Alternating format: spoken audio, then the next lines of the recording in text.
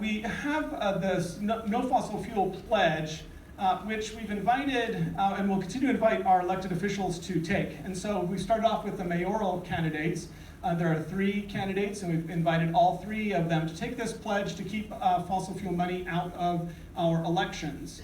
And by pledging not to receive any money from these organizations, which we know have very deep pockets, spent about $32 million on the last election cycle in order to confuse voters into voting against 1631. And so we'd like to avoid that happening in our local politics if possible, and invited the candidates for mayor. I should be clear to mention that as a nonprofit organization, we can't and don't endorse candidates, but we can talk about the issues that they choose to take. And so both of the Democratic mayoral candidates have agreed to sign, and the Republican candidate, Sean Poole, has declined to sign, and in fact said that he thinks that climate change and global warming is a scam. So the choice in terms of climate change in the next election is very, very clear between the 2 primary candidates, Ben Stuckart, who's with us tonight, and has agreed to sign the pledge, and his chief opponent right now, Sean Poole, who doesn't think that the problem is happening at all. So what I'd like to do is to invite Council President Stuckart to come up and to sign the pledge, which is up in front of you there, and then to deliver some comments. Oh, that's a fancy pen.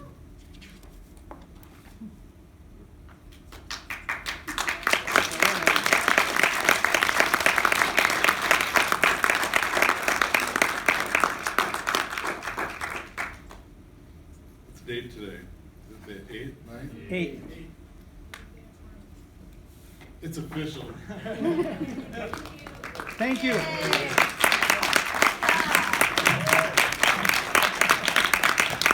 Wait to stand until I'm done speaking, and then let me know what I have to say.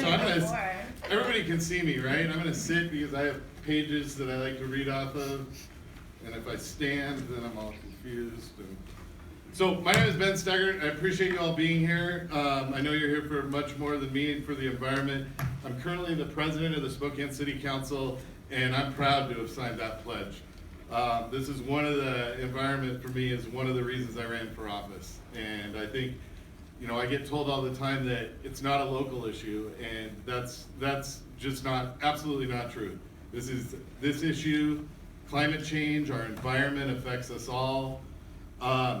And in 2009, the city, under the leadership of Mayor Werner, published a sustainability action plan.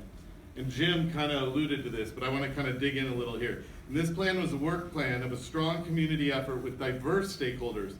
It had Mike Peterson from the Lands Council, Denny Delwell. It also included representatives in 2009 from Avista. It had representatives from the business community and experts not identified as super scary climate activists. Sounds familiar, right? It sounds a lot like the Sustainability Action Committee created by the current Spokane City Council with the help of 350.org and Fuse late last year. Despite the fact that the group who created the original Sustainability Action Plan was diverse and representative of multiple viewpoints, a timid and conservative majority of the City Council shelved that plan and did not adopt it. Fast forward to today, and thanks to the hard work of folks in this room, the City Council adopted an ordinance which establishes a 100% renewable energy goal and creates a Sustainability Action Committee to create climate action plans based on the overarching themes of the original plan. And yet today the roles are reversed. We have a mayor who refuses to even acknowledge the law, much less seat the committee necessary to get aggressive on meeting our goals. And here's the deal, this November, you can send Lori Kinnear, Karen Stratton back to the council with Brian Beggs as president. They are ready to pass the policies necessary to take control of our climate future in Spokane. In fact, we have the opportunity, and I'm both excited and a little sad to say this, that we have the opportunity to have a council in which every member actually recognizes and believes in climate change. We haven't had a council with 7 out of 7 members that believe in climate change in the last 20 years. Elect somebody, please, in Northeast Spokane that believes in climate justice. It should be a mission for this group to make sure that 7 out of 7 members of the City Council believe in science. And if I'm fortunate enough to be elected as your mayor, I will immediately seat the Climate Sustainability Action Committee, and they will have a staff that provides them with the data, information, and resources to meet our sustainability goals. There will be a sustainability department at the City of Spokane. No more of this obscure office hidden inside the utility division. The sustainability director will be a cabinet level position, and the department will be funded to appropriately meet our climate objectives. This department will look at sustainability in all parts of government operations and partnerships, not just the utilities department. Environmental responsibility, pollution, green jobs, waste reduction, water conservation, renewable energy, transportation options, and smart land use. For the last decade, we've only had the support of one branch to get things rolling, but not the other branch. 2019 is our chance. We can elect a council and a mayor that embrace our climate reality and have the courage to do something about it. Because climate action is so critical, we can't wait and hope for good political fortune before we get started.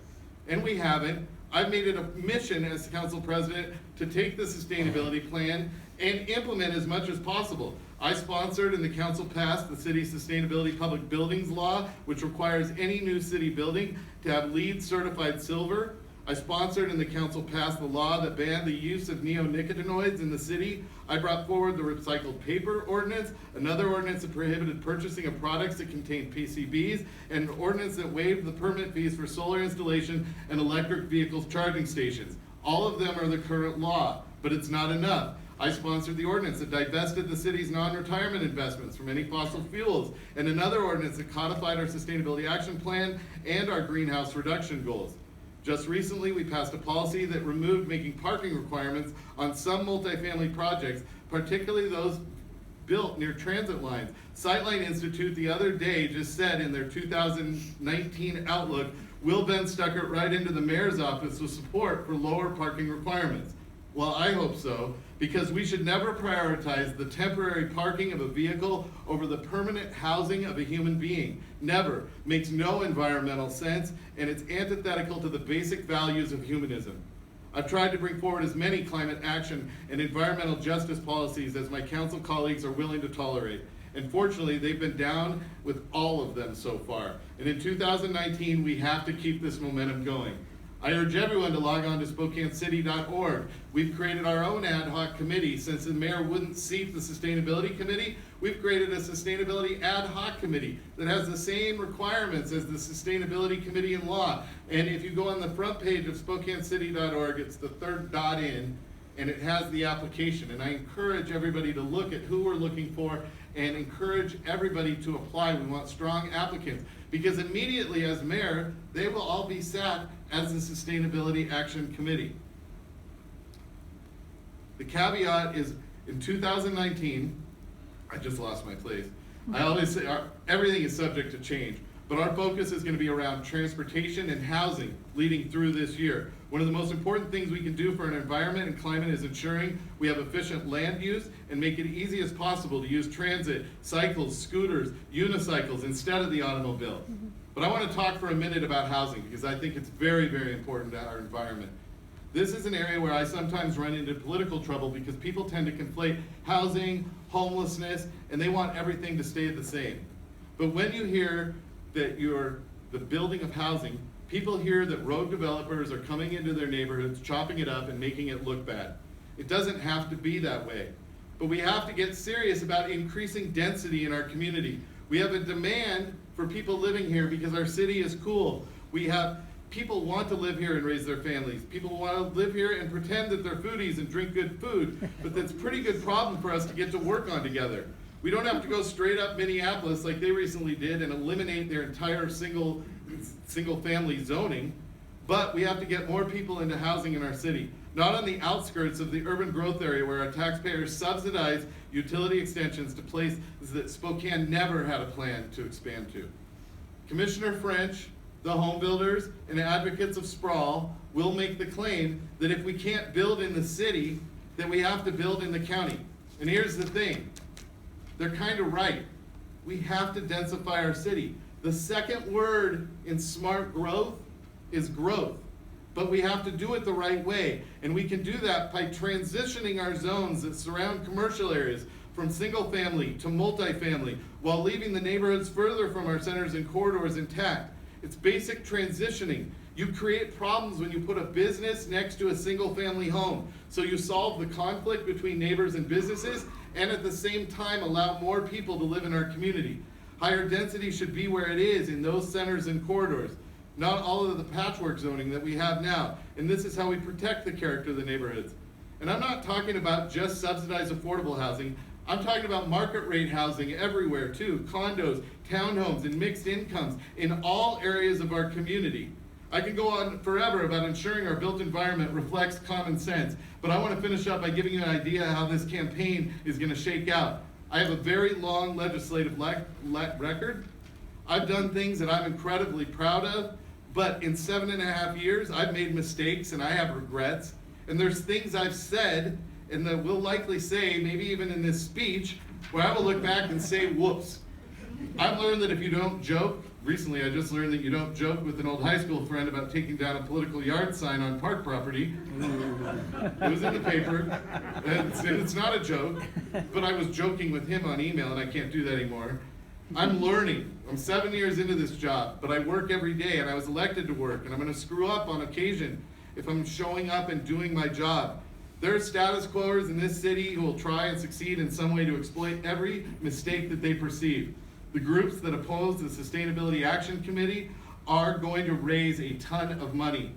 In fact, they already have. Better Spokane, who wrote the letter filled with lies about the Sustainability Action Plan ordinance, just got a $50,000 donation right before Christmas. And guess what? That's not going to support my candidacy. That's going to go directly against what we're trying to do here. They're going to try and make us sound like a bunch of partisan extremists, and they're going to do it by trotting out a candidate who talks about bipartisanship and how the city council is out of touch with our constituents. Who knows? Maybe they'll even throw their support behind a KXLY local television anchor to carry that message that's retiring on February 28th. You can't let them trick the citizens of Spokane. We can't do another 8 years of an executive vacuum where good, necessary, and vetted ideas are not implemented because of Trumpian political philosophy. Bottom line, we can't let them win. We have to stand up and work, and I give you my word. My priority is your priority. My priorities match your priorities. My values match your values. We have to take control of our climate future. We must get serious about climate justice and equity, and we can all do it together. Thank you for giving me the opportunity to speak. Thank you for your support of our shared values, and I appreciate your electoral support come this fall. Thank you.